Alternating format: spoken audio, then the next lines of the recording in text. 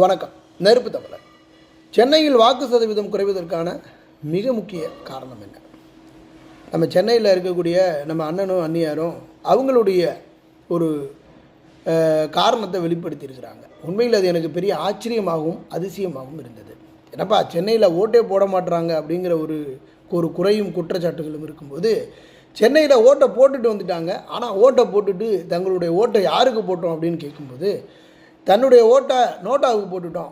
ஒரு கணவனும் மனைவியும் இருவரினுடைய ஓட்டை நோட்டாவுக்கு போட்டிருக்கிறாங்க. ஏங்க நோட்டாவுக்கு போட்டிங்கன்னா, எங்களுக்கு யார் மீதும் நம்பிக்கை இல்லை, எல்லாம் பிராடுகார பயிலுக அப்படிங்கிற ஒரு எதிர்மறையான ஒரு கருத்துக்களை இவங்க முன் வச்சுட்டு போயிடுறாங்க.